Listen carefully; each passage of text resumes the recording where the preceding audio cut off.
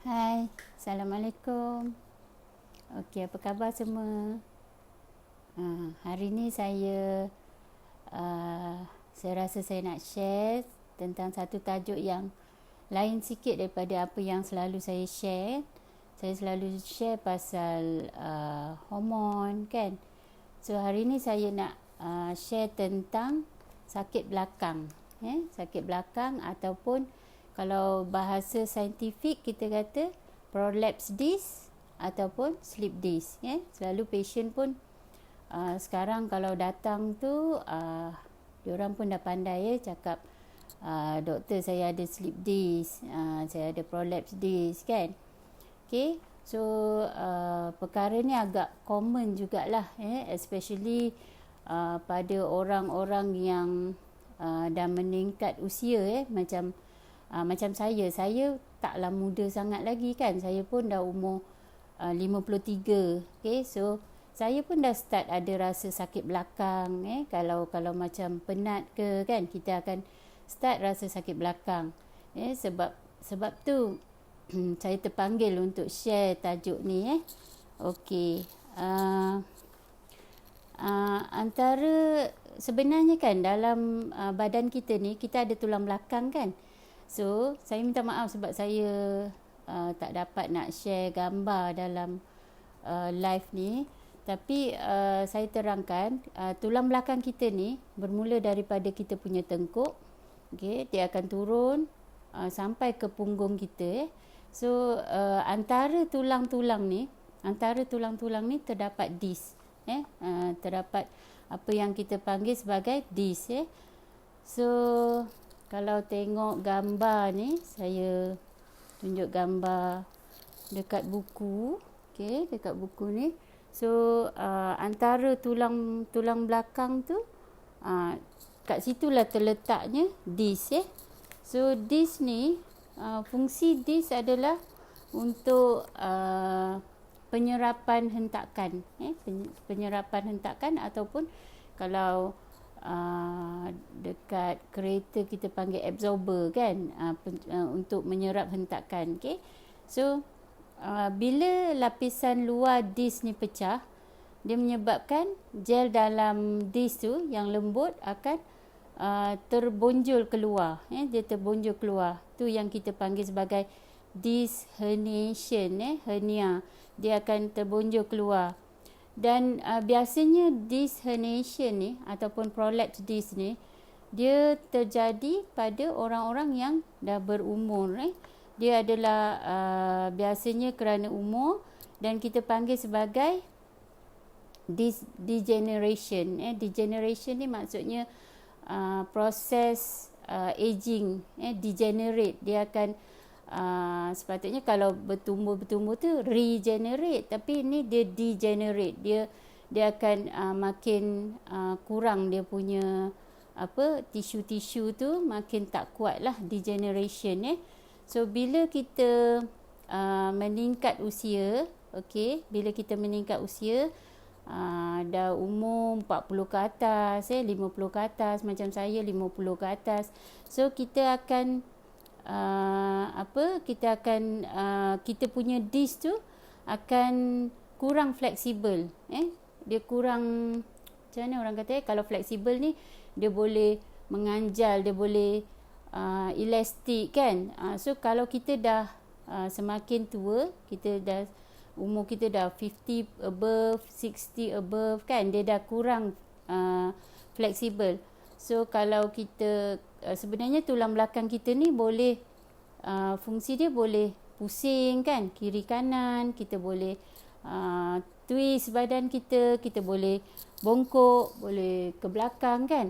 So bila kita tua, kadang-kadang mungkin kita tak sedar dengan gerakan yang berlebih sikit, dia akan menyebabkan sarung disc ni akan koyak. So bila dia terkoyak, dia akan menyebabkan lapisan gel dalam disc ni akan tersembul keluar. Dia jadi prolapse lah, kita panggil prolapse. Okay? So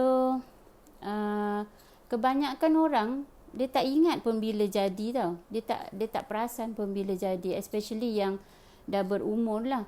Kalau orang-orang muda mungkin dia orang ingat, sebab faktor orang muda kena slip disc atau prolapse disc mungkin sebab angkat terlalu berat ke, angkat barang yang terlalu berat.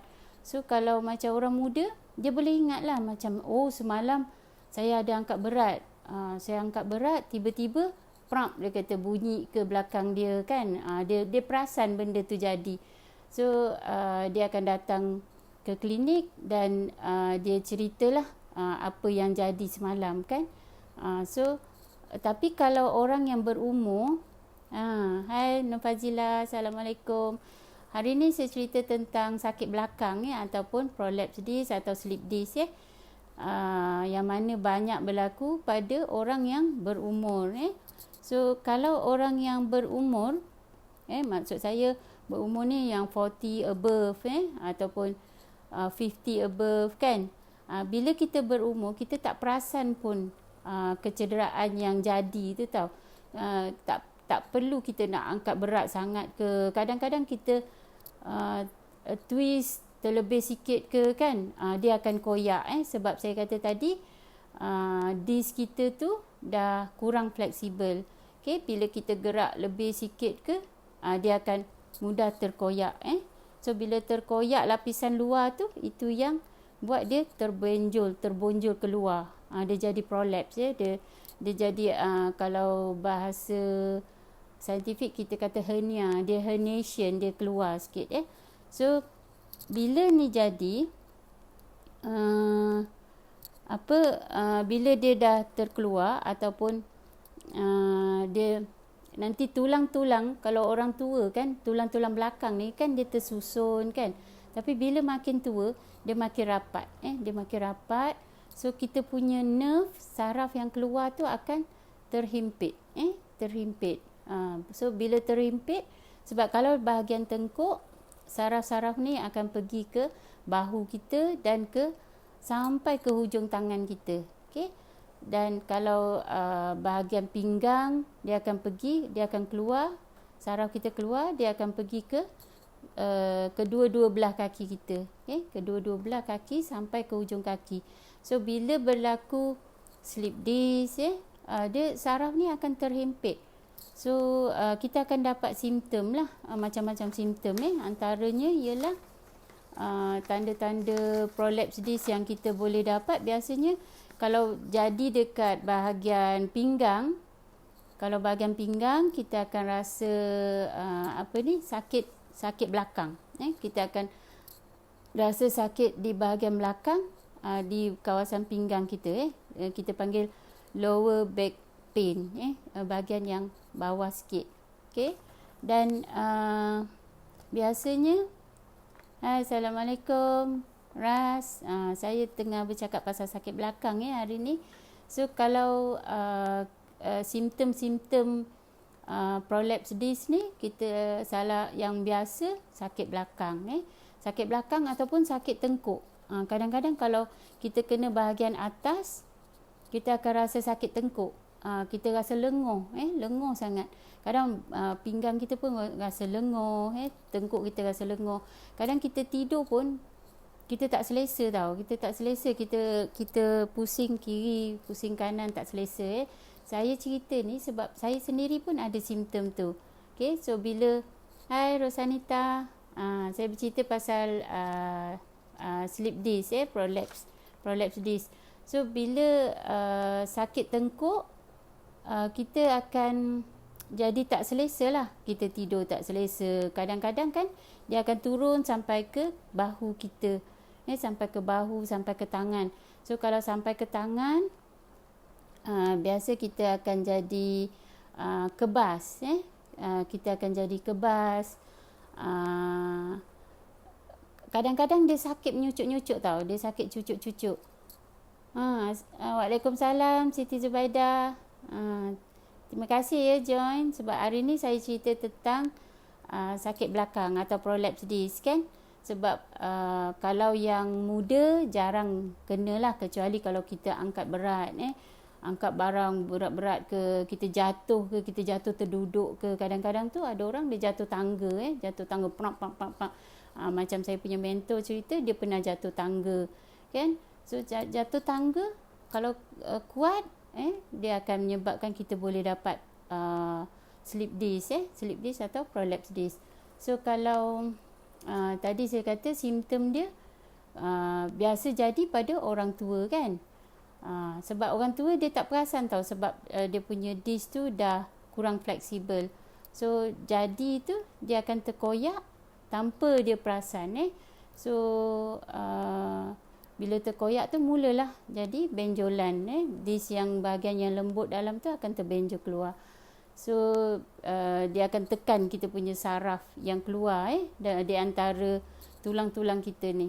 So saya cakap tadi kita boleh dapat sakit tengkuk, kan. Sakit tengkuk dia boleh sampai ke bahu dan boleh sampai ke tangan kita. Okey, sampai ke tangan kita. Kadang-kadang tu kebas sangat. Ada orang dia datang, dia tak sangka sakit tu sebabkan masalah tulang belakang. Sebab kadang-kadang dia orang datang simptom mereka ni sakit tangan, kebas tangan, kebas tangan. Kadang tu ada yang dapat, kalau dah lama, kan, kalau dah lama daripada kebas-kebas tu, kadang dia boleh jadi stiff pula. Dia dapat frozen shoulder, sebab dia bila sakit, bila kebas, dia orang akan susah nak gerakkan tangan. So masalah yang timbul, kita akan dapat joint stiffness, kan. Kita punya otot-otot tu, kita punya sendi jadi stiff, jadi keras. Okay. So simptom yang kita boleh dapat kalau di bahagian tengkuk dekat tangan, kita akan jadi kebas tangan, kita akan dapat sakit tengkuk, sakit bahu kita. Kalau dekat pinggang pula, kita akan dapat sakit pinggang, dan kita akan dapat juga sakit dekat dua-dua belah kaki. Biasa kaki, kan, dia lebih pada macam kebas, kebas, numbness. Dia akan kebas, dan kadang tu sakit tu dari pinggang tarik sampai belakang peha sampai ke lutut. Kadang tu sampai ke belakang lutut, kita akan rasa tegang. So biasanya mereka yang ada masalah slip disc biasanya, kan, dia rasa lebih pada tegang, sakit yang apa orang kata, nagging pain, dia macam dia bukan sakit yang kuat teruk sangat macam kena potong ke, tak ada, tapi dia macam nagging, dia macam mengganggu tau, mengganggu. Kita nak tidur tak sedap, kita nak jalan kita akan rasa sakit, kita akan rasa tegang. Okey, so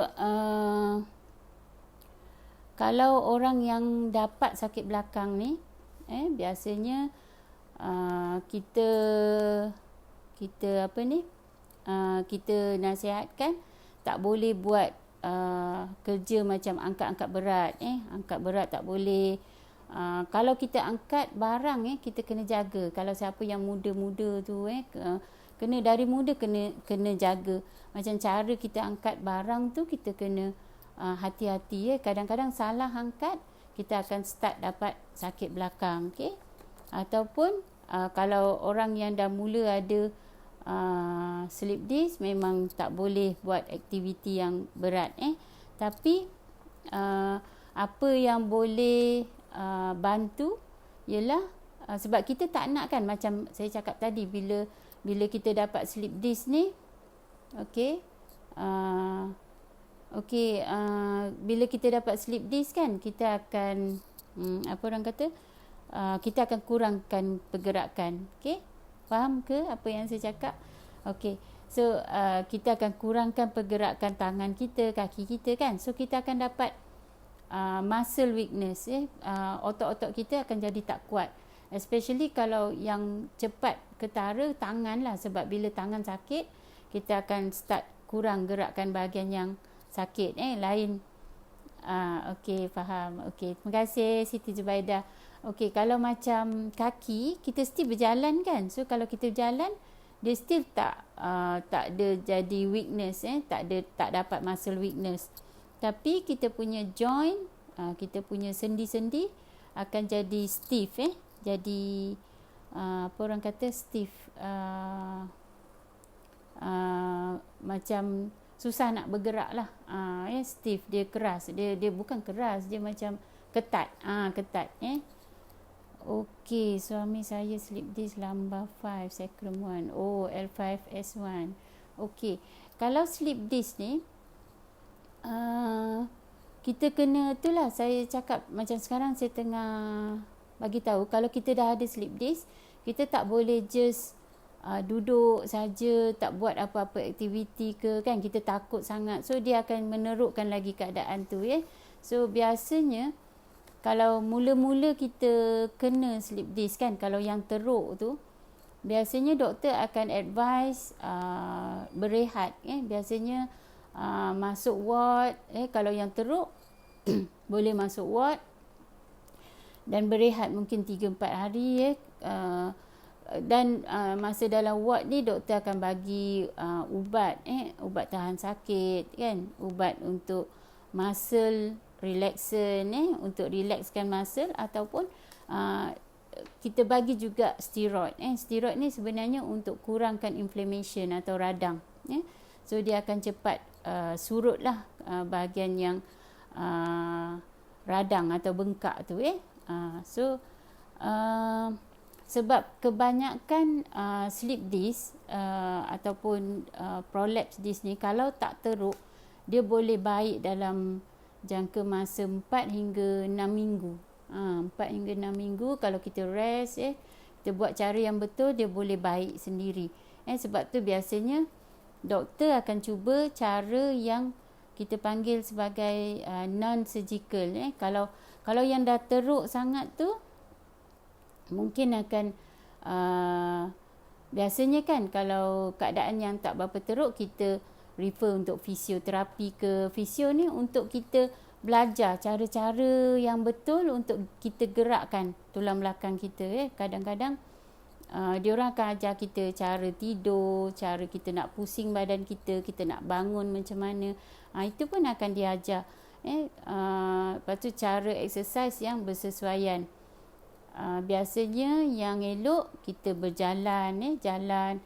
Dia bukan exercise yang berat tau, tapi exercise yang ringan, kita berjalan ataupun kita swimming. Kalau sakit dah tak berapa teruk, masa kita peringkat recovery tu, kita boleh swimming, ataupun cycling, tapi bukan yang gunakan tenaga sangat, yang just nice je lah, bukan yang berat sangat. Okey, so kalau ada juga orang dia akan letak waktu yang sakit teruk tu, kita boleh letak ice pack, ataupun heat pack, kita letak kat bahagian yang sakit. Okey, so kalau rawatan yang seterusnya adalah kita boleh, kalau you pergi hospital, biasanya doktor akan advise buat MRI, MRI atau CT scan. Biasanya sekarang MRI lah. MRI, dia akan buat MRI, dia akan tengok dekat saraf berapa yang ada slip disc tu, kan, yang dekat level berapa.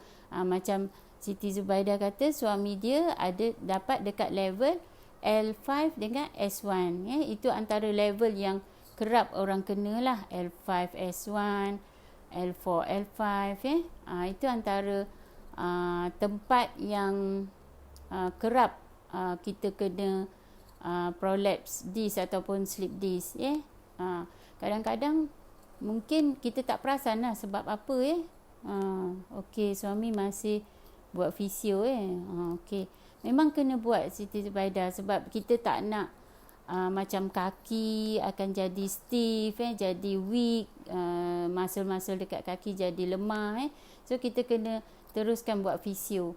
Okey, dan biasanya kalau katakan fisio dah tak berkesan, tak boleh baik juga, ataupun makin teruk keadaan, biasa doktor, pakar-pakar ortopedik ni dia akan advice untuk buat operation tulang belakang.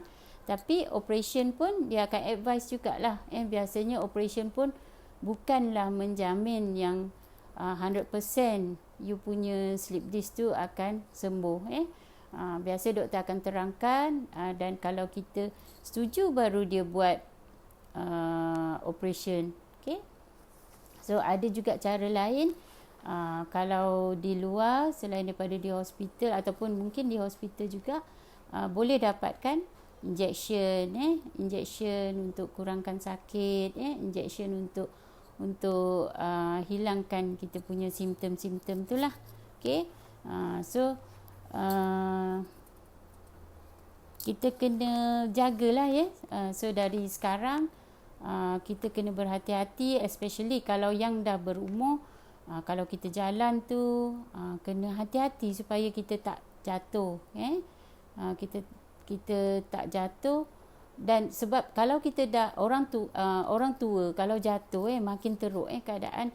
Sebab macam saya cakap tadi, bila kita semakin berumur, kita punya ruang antara tulang tu makin rapat. Sebab tu kalau kita tengok orang yang tua kadang-kadang semakin rendah, sebab kita punya ruang tu antara joint kita tu dah mula kurang kan.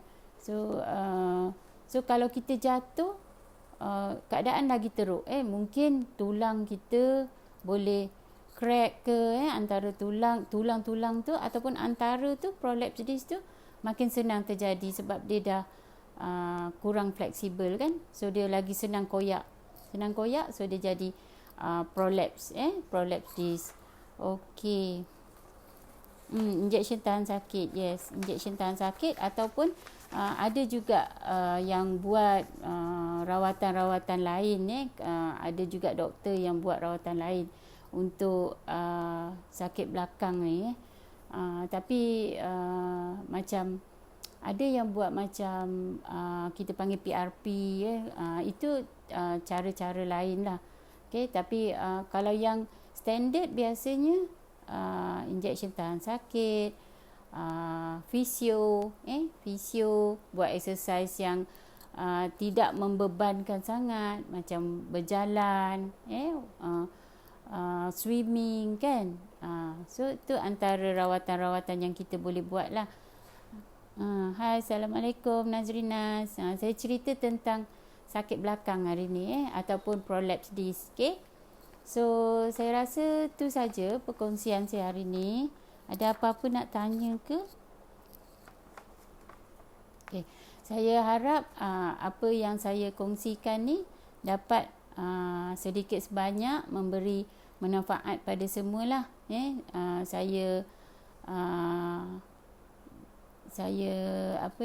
rasa itu saja. Dan saya sudahi dengan ucapan terima kasih pada siapa yang join live saya.